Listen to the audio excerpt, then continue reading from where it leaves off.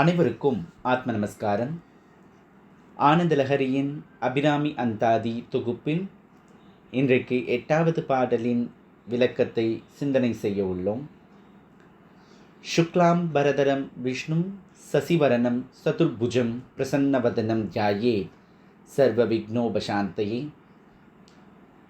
பாலும் தெளிதேனும் பாகும் பருப்பும் இவை நான்கும் உனக்கு நான் கலந்து தருவேன். கோலம் செய் துங்கக் கரிமுகத்து தூமணியே, நீ எனக்கு சங்கத்தமிழ் மூன்றும் தா.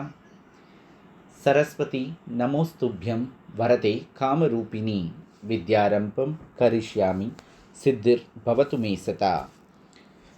குரு பிரம்மா குரு விஷ்ணு குரு தேவோ மகேஸ்வரः குரு சாட்சாத் பரபிரம்மா தஸ்மை ஸ்ரீ குரவே நமः. என்னுடைய ஆத்ம பரமேஷ்டி குருவான ஆத்ம வித்யாம்பிகையின் திருப்பாதங்களை பணிந்து, பரமகுருவான ஸ்ரீவித்யா உபாசகி கோட்டூர்புரம் ஸ்ரீ புவனேஸ்வரி அம்மாளின் அருள் பாதங்களை தொட்டு, என்னுடைய பரம ஆத்ம குருவான என்னை ஈன்ற விஜயஞ்சயா தம்பதியினரின் திருப்பாதங்களை தொட்டு,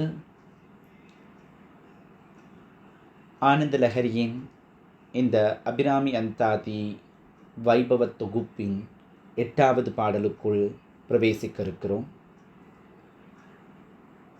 அம்பிகையின் அருள் கடாட்சத்தை அழகுற எடுத்து கூறிய அபிராமி பட்டர், அம்பிகையின் அழகு அருள் இவற்றை மென்மேலும் சிந்திப்பதை அடுத்தடுத்த பாடல்களில் தெளிவு பெற உள்ளோம். அதன் பொருட்டு 8வது பாடல் இன்று. சுந்தரி எந்தை துணைவி என் பாசத் தொடரையெல்லாம் வந்தரி, சிந்துர வண்ணத்தினாள் மகிடன் தலைமேல் அந்தரி நீலி அழியாத கன்னிகை ஆரணத்தோன் கந்தரி கைத்தல தாழ் மலர்த்தாள் என் கருத்தனவே. நான் வணங்கக்கூடிய இந்த அம்பிகையானவள் எப்படிப்பட்டவள், என் நிறத்தவள், எத்துணை அழகானவள் அப்படின்னு வர்ணனை செஞ்சுட்டே வரவர் ஒவ்வொரு வடிவத்தை தன்னுடைய மனசுக்குள் அவர் பாடம் பண்ணி வச்சுண்டு அதை நமக்கும் விளக்குற மாதிரி பாடல் எழுதி வச்சிருக்கார். சுந்தரி, அழகுக்கு ஒருவரும் ஒவ்வாதவல்லி இல்லையா அவ. அழகுக்கு இவங்கத்தான் உவமை அப்படின்னு நம்ம எடுத்து கூட சொல்ல முடியாத அளவுக்கு அத்துணை அழகானவளாக அம்பிகை இருக்கிறாள்.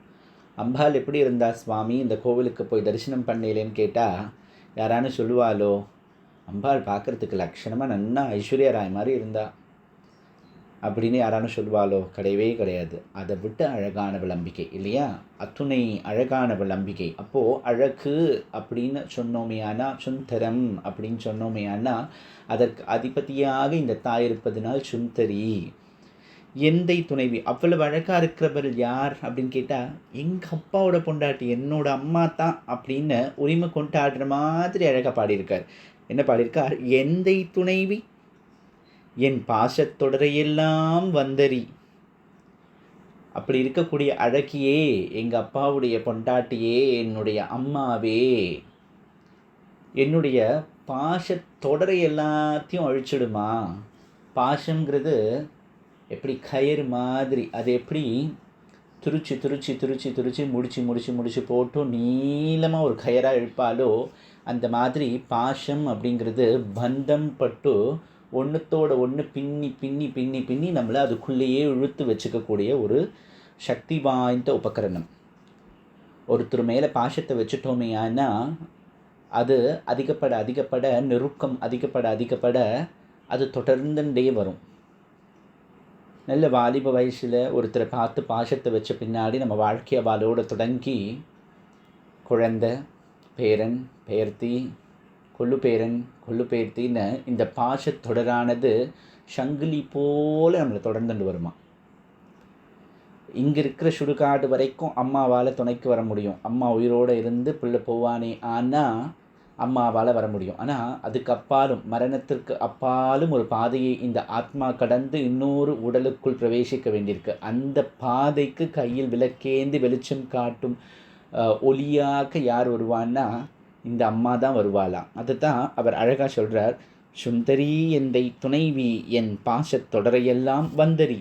அந்த மாதிரி பந்தத்துக்குள் கட்டுண்டு கிடக்கின்ற என் மனத்தினை தெளிவாக்கும்படி வந்தறிந்து விடு, அதை அதை என்னிடமிருந்து அறுத்து விடு. சம்சார சாக்கரம் அப்படிங்கிறதுக்குள்ளே இருக்கிற பந்தத்தை எனக்கு அறுத்துடு அப்படின்னு கேட்குறார் வந்தரி. எந்த மாதிரி வந்து அழிக்கணும், ஒரு வந்து அழிச்சுடுன்னு சொல்கிறா, அதை எப்படி அழிக்கணுங்கிறத அழகாக சொல்கிறார் பாருங்க. சிந்தூர வண்ணத்தினால் மகிடன் தலைமேல். இந்த துர்கா ஓவியம் எழுதுறச்சேவோ சிற்பிகள் வந்து செதுக்கிறச்சேவோ பார்த்துருப்போம். ஒரு எரும மாட்டு தலை மேலே அம்பிகை ஒரு தாமரை புஷ்பம் மேலே அவளுடைய பாதம் வச்சிருக்கிற மாதிரி எழுதுவா. வெளியிலிருந்து பார்க்குறச்சே அவளுடைய பாதமானது நேரடியாக அந்த எரும மாடு மேலே இருக்க மாதிரி இருக்கும். வந்தா மகிஷாசுரன் அப்படின்னு நம்ம சொல்லி புராணங்கள் சொல்லி அவனை கொன்னும் அவன் தலைமையில் அம்பிகை தன்னுடைய பாதத்தினை பதித்து வீரமாக நிற்கும் காட்சியாக நம்ம சொல்கிறோம். அம்பிகை சிந்தூர வர்ணமாக செக்கச்செவேல்னு அந்த துர்காம்பிகையாக எப்படி மகிஷன் தலைமையில் கால் வச்சு அவன் அஜ்ஞானத்தை அழித்து அவனுக்கு முக்தி கொடுத்தாலோ அது மாதிரி அம்மாவாக இருக்கக்கூடிய இவ, அழகாக இருக்கக்கூடிய இவ எனக்கு இந்த பாசங்கிற மாயையிலிருந்து முக்தி கொடுத்து அம்பாளுடைய பாதங்களே நிதர்சனமான தர்சனம் அப்படின்னு எனக்குள்ள பதிவு பண்ணணும் அப்படின்னு வேண்டுறதா அழகாக எழுதியிருக்கார்.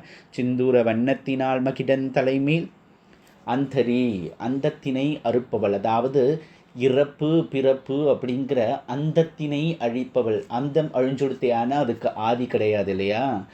ஒரு விஷயத்திற்கு முடிவு இருக்குன்னா தொடக்கம்னு ஒன்று இருக்கணும். அப்போது முடிவையே இல்லாமல் பண்ணிட்டோன்னா அதற்கு தொடக்கம்னு ஒன்று உருவாக்க முடியாது. அப்போ அந்தத்தினை அறிபவளாக இந்த அம்பிகை இருக்கிறாள்.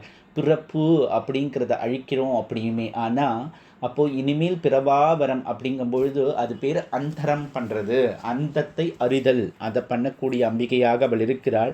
அப்படி இருக்கிற அம்பிகை எப்பேற்பட்டவள்? அவள் நீலி, நல்ல நீல நிறத்தில் இருக்கக்கூடிய பத்ரகாளி போல இருக்கிறாளாம் அம்பிகை. அம்பிகை உபாசனையில் எத்துணை வடிவங்கள், அம்பிகை எத்துணை வடிவங்களாக விஸ்தாரமாக இந்த உலகத்தில் இருக்கிறா. பைரவி, சாம்பவி, சங்கரி, சாயு, லட்சு, மாரி, 1000 உருவங்கள் உடையவள் இல்லையா அவ. அப்போது நீல நிறத்தில் இருக்கிறார். அழியாத கன்னிகை அவள். அண்டங்களை ஈன்றது அத்துணையும் அவளே, ஆனாலும் அவள் கன்னியாகவே இருக்கிறாள். அவளுக்கு மூப்புன்னு ஒன்று கிடையவே கிடையாது. அவள் எப்போவுமே இளமையாக இருக்கக்கூடியவள். அழியாத கன்னிகை. ஆரணத்தோன், ஆரணன் தோன் அப்படின்னா, ஆரணத்தோன்னா அழகான தாமரை மீது வீற்றிருக்கும் கோன். அது யார்? பிரம்மா.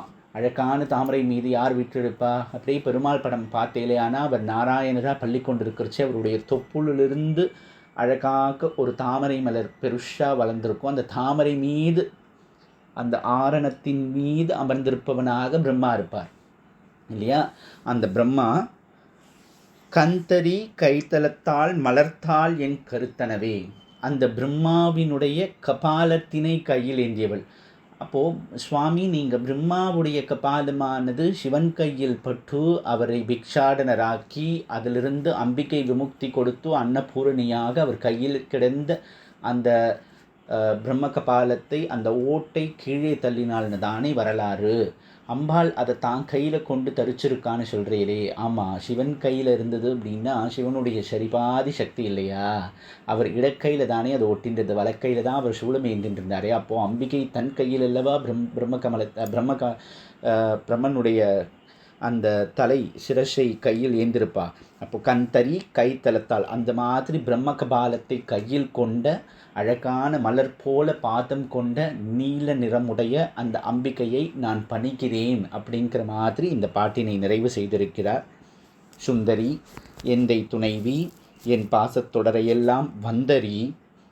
சிந்துர வண்ணத்தினால் மகிடன் தலைமேல் அந்தரி நீலி அழியாத கன்னிகை ஆரணத்தோன் கந்தரி கைத்தல தாள் மலர்த்தாள் என் கருத்தனவே அப்படின்னு 8வது பாடலை நிறைவு செய்திருக்கிறார் அபிராமி பட்டர். ஆத்ம வித்யாம்பிகையின் நல்லருளால் இன்பமே சூழ்க எல்லோரும் வாழ்க என கூறி, ஆத்ம வித்யாம்பிகையின் பேரருளால் எல்லா உயிர்களும் இன்புற்றிருக்கட்டும் என்று வேண்டி இன்றைய தொகுதியை நிறைவு செய்கிறோம். நன்றி.